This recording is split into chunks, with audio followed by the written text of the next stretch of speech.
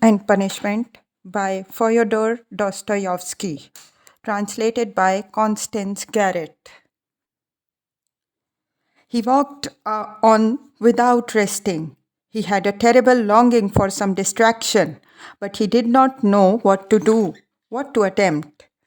A new overwhelming sensation was gaining more and more mastery over him every moment. This was an immeasurable, almost physical repulsion for everything surrounding him, an obstinate, malignant feeling of hatred. All who met him were loathsome to him. He loathed their faces, their movements, their gestures. If anyone had addressed him, he felt that he might have spat at him or bitten him. He stopped suddenly on coming out on the bank of the little Neva, near the bridge, Silyevsky Ostrov. Why? He lives here, in that house, he thought. Why I have not come to Zamekin of my own accord. Here, it's the same thing over again. Very interesting to know, though. Have I come on purpose or have I simply walked here by chance? Never mind. I said the other day before yesterday that I would go and see him the day after. Well, and so I will. Besides, I really cannot go further now. He went up to Manet's room on the 5th floor. The latter was at home in his garret, busily writing at the moment, and he opened the door himself. It was 4 months since they had seen each other. Razumihin was sitting in a ragged dressing gown, with slippers on his bare feet, unkempt, unshaven, and unwashed. His face showed surprise. "Is it you?" he cried. He looked his comrade up and down. Then, after a brief pause, he whistled. "As hard up as all that. Why, brother, you've cut me out," he added, looking at Raskolnikov's rags. "Come, sit down. You are tired. I'll be bound." And when he had sunk down on the American leather sofa, which was even in worse condition than his own, Razumihin saw at once that his visitor was ill. "Why, you are so seriously ill. Do you know that?" He began, feeling his pulse. Raskolnikov pulled away his hand. "Never mind," he said. "I have come for this. I have no lessons. I've wanted, but I don't really want lessons." "But I say, you are delirious, you know," Razumihin observed, watching him carefully. "No, I'm not." Raskolnikov got up from the sofa. As he had mounted the stairs to Razumihin's, he had not realized that he would be meeting his friend face to face. Now, in a flash, he knew that what was least of his disposed for at that moment was to be face to face with anyone in the wide world.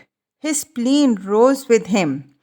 He almost choked with rage at himself as soon as he crossed Razumihin's threshold.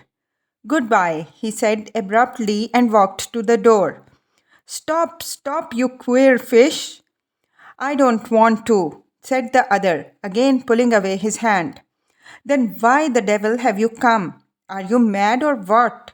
Why, this is almost insulting. I won't let you go like that."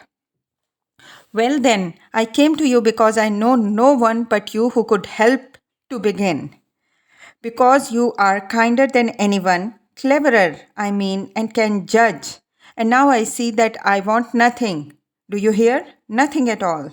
No one's services, no one's sympathy. I am by myself alone. Come, that's enough. Leave me alone." "Stay a minute, you sweep. You are a perfect madman. As you like, for all I care.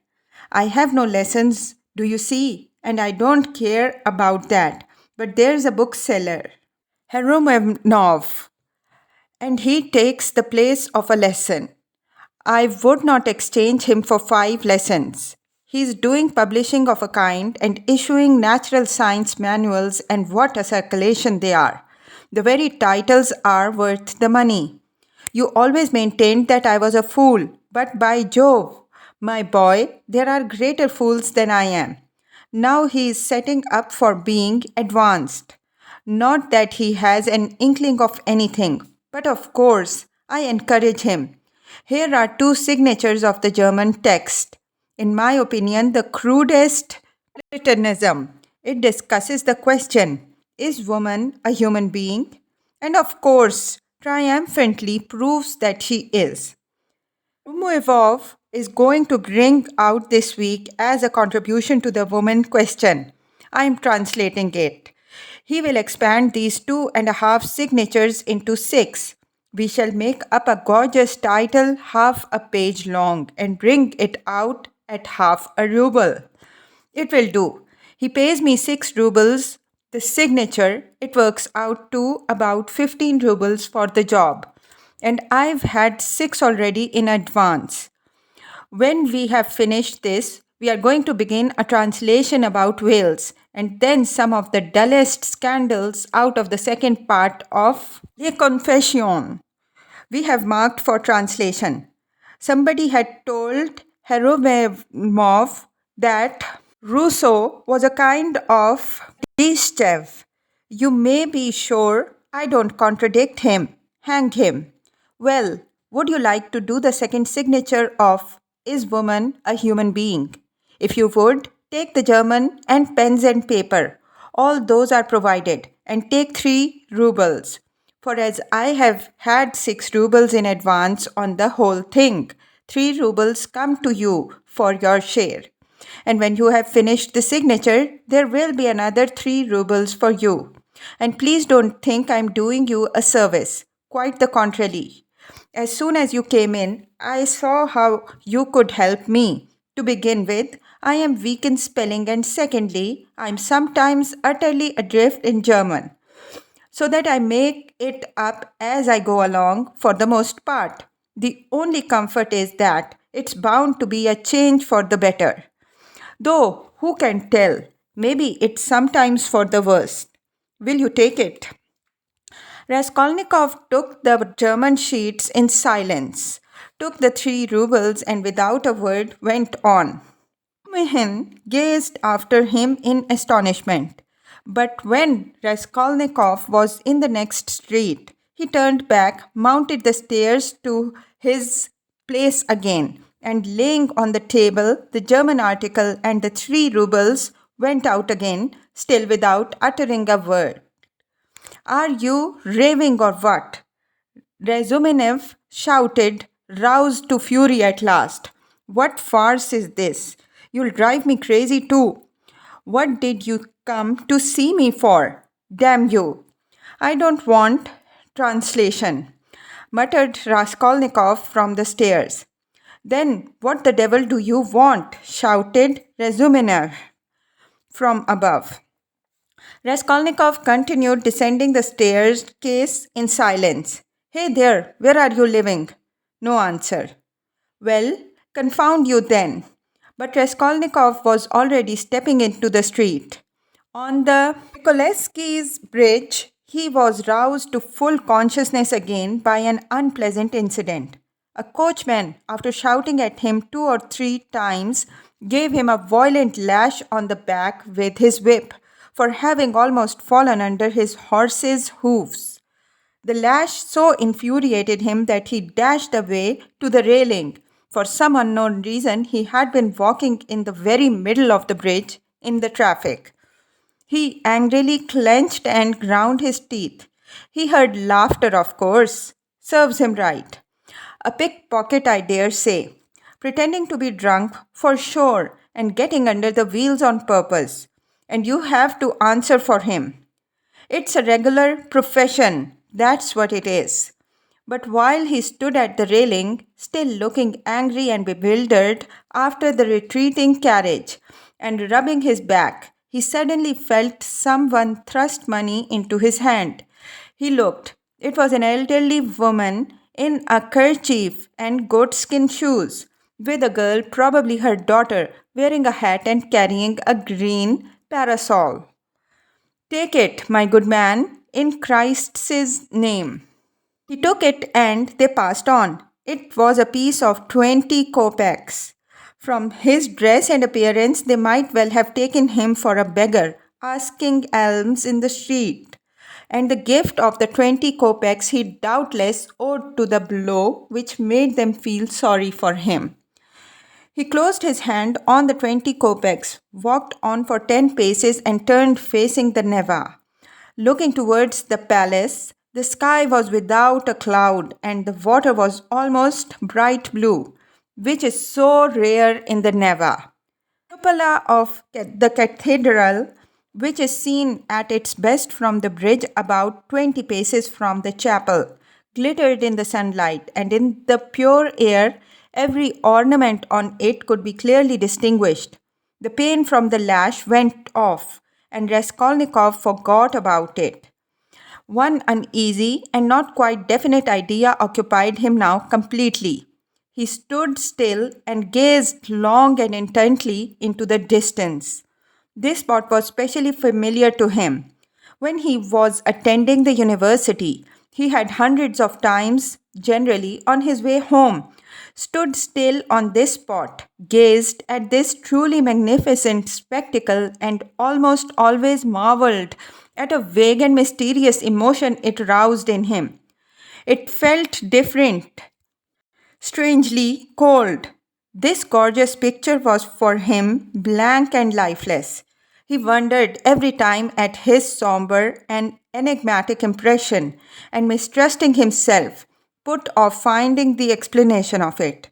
He vividly recalled those old doubts and perplexities, and it seemed to him that it was no mere chance that he recalled them now.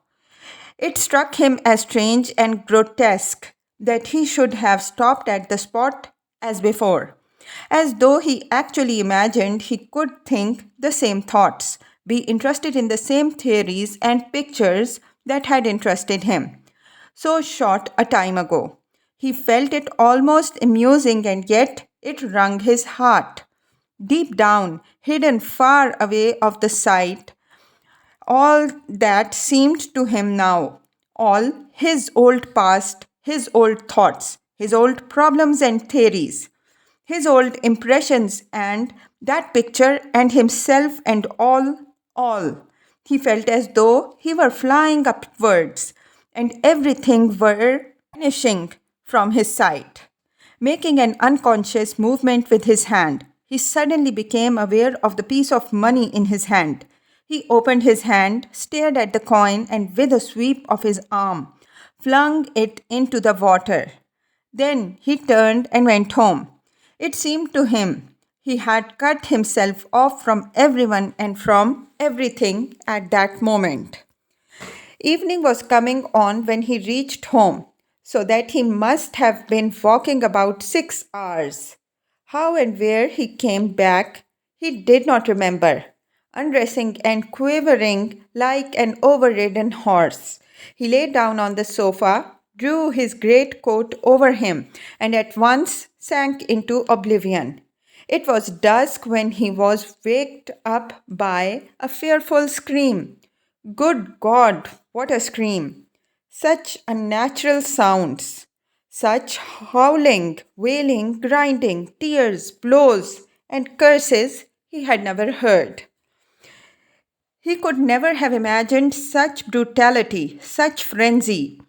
In terror, he sat up in bed, almost swooning with agony. But the fighting, wailing, and cursing grew louder and louder.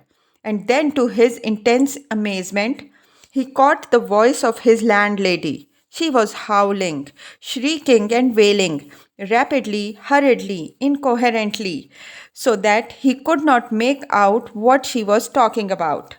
She was beseeching, no doubt, not to be beaten, for she was being mercilessly beaten on the stairs. The voice of her assailant was so horrible from spite and rage that it was almost a croak. But he too was saying something, and just as quickly and indistinctly. hurrying and spluttering. All at once, Raskolnikov trembled. He recognized the voice. It was the voice of Ilya Petrovich. Ilya Petrovich, here and beating the landlady. He is kicking her, banging her head against the steps. That's clear. That can be told from the sounds, from the cries and the thuds. How is it? Is the world topsy-turvy?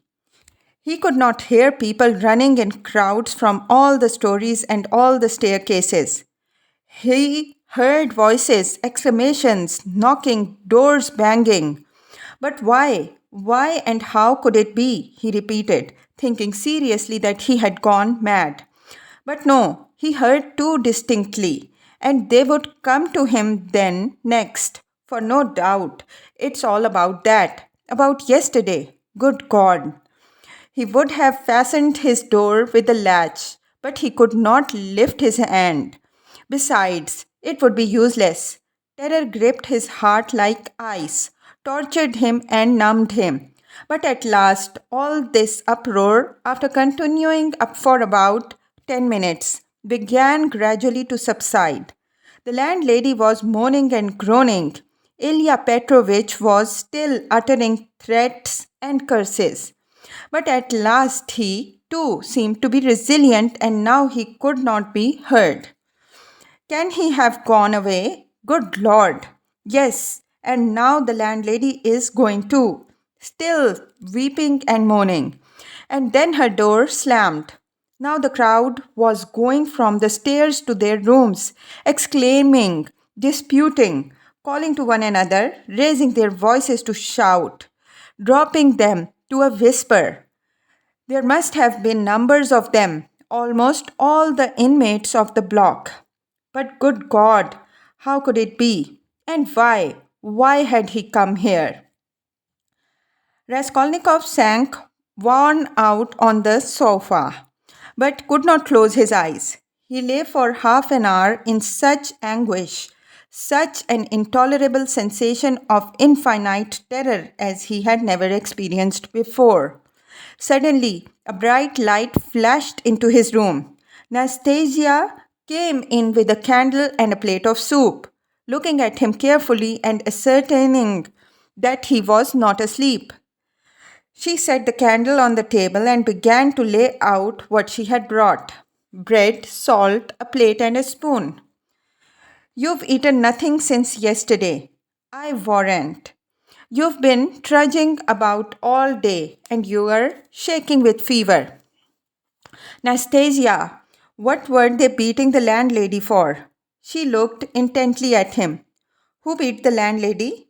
Just now, half an hour ago. Ilya Petrovich, the assistant superintendent on the stairs. Why was he ill-treating her like that? And why was he here? Nastasia scrutinized him, silent and frowning, and her scrutiny lasted for a long time. He felt uneasy, even frightened at her searching eyes. Nastasia, why don't you speak? He said timidly, at last in a weak voice. It's the blood. She answered at last softly, as though speaking to herself. Blood? What blood? He muttered, growing white and turning towards the wall. Nastasia still looked at him without speaking. Nobody has been beating the landlady, she declared at last in a firm, resolute voice. He gazed at her, hardly able to breathe. I heard it myself. I was not asleep. I was sitting up. He said, still more timidly. I listened a long while. The assistant superintendent came. Everyone ran out to the stairs from their flats. No one has been here. That's the blood crying in your ears. When there's no outlet for it and it gets clotted, you begin fancying things. Will you eat something? He made no answer. Nastasia still stood over him, watching him. Give me something to drink, Nastasia. She went downstairs and returned with a white earthenware jug of water. He remembered only swallowing one sip of the cold water and spilling some on his neck. Then followed forgetfulness. Chapter 3. He was not completely unconscious, however. All the time he was ill, he was in a feverish state, sometimes delirious, sometimes half conscious. He remembered a great deal afterwards. Sometimes it seemed as though there were a number of people around him. They wanted to take him away somewhere. There was a great deal of squabbling and discussing about him. Then he would be alone in the room. They had all gone away, afraid of him, and only now and then opened the door a crack to look at him. They threatened him, plotted something together, laughed and mocked at him. He remembered Nastasia often at his bedside. He distinguished another person too, whom he seemed to know very well, though he could not remember who he was. And this fretted him, even made him cry. Sometimes he fancied he had been lying there a month. At other times, it was just part of the same day. But of that he had no recollection, and yet every minute he felt that he had forgotten something he ought to remember. He worried and tormented himself, trying to remember, moaned, flew into a rage, or sank into an awful, intolerable terror. Then he struggled to get up. He would have run away, but someone always prevented him by force. And then he sank back into impotence and forgetfulness. At last he returned to complete consciousness. It happened at 10 o'clock in the morning. On fine days, the sun shone into the room at that hour, throwing a streak of light on the right wall and the corner near the door. Nastasia was standing beside him with another person, a complete stranger who was looking at him very inquisitively. He was a young man with a beard, wearing a full, short waisted coat, and looked like a messenger. The landlady was peeping in at the half opened door. Raskolnikov sat up. "Who is this Nastasia?" he asked, pointing to the young man. "I say, he's himself again," she said. "He is himself," echoed the man. Concluding that he had returned to his senses, the landlady closed the door and disappeared. She was always shy and dreaded conversations or discussions. She was a woman of 40, not at all bad looking, fat and bosom, with black eyes and eyebrows, good natured from fatness and laziness, and absurdly bashful. Who? Who are you?" he went on, addressing the man. But at that moment the door was flung open, and stopping a little, as he was so tall, Mehin came in. "What a cabin it is!" he cried. "I'm always knocking my head. You call this a lodging? So you are conscious, brother. I've just heard the news from Pashenka." "He has just come to," said Nastasia. "Just come to?" echoed the man again with a smile. "And who are you?" Razumihin asked suddenly, addressing him. "My name is Razumihin, at your service, not Razumihin, as I am always called, but Razumihin, a student and a gentleman, and he is my friend. And who are you?"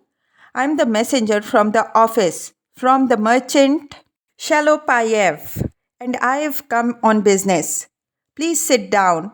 Razumihin seated himself on the other side of the table. "It is a good thing you've come too, brother," he went on to Raskolnikov. "For the last 4 days you have scarcely eaten or drunk anything. We had to give you tea in spoonfuls. I brought Zosimov to see you twice. You remember Zosimov? He examined you carefully and said at once it was nothing serious. Something seemed to have gone wrong in your head. Some nervous nonsense, the result of a bad feeding. He says you have not had enough beer and radish." But it's nothing much. It will pass and you will be all right. Zosimov is the first rate fellow. He is making quite a name. Come, I won't keep you, he said, addressing the man again. Will you explain what you want? You must know, Rodya. This is the second time they have sent me from the office. But it was another man last time and I talked to him. Who was it came before? That was the other day before yesterday, I venture to say. If you please, sir, that was Alexei Semyonovich. He is in our office too.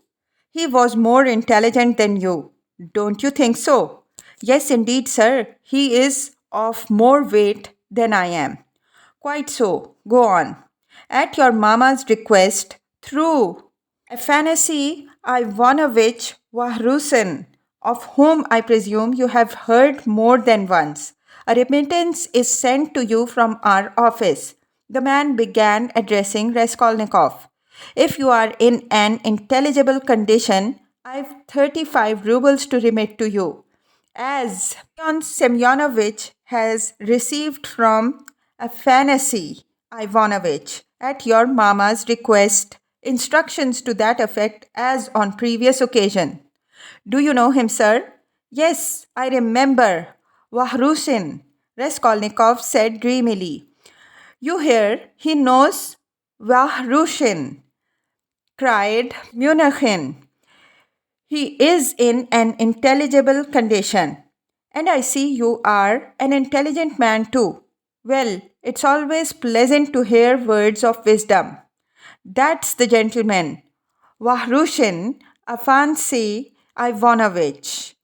And at the request of your mamma, who has sent you a remittance once before in the same manner through him.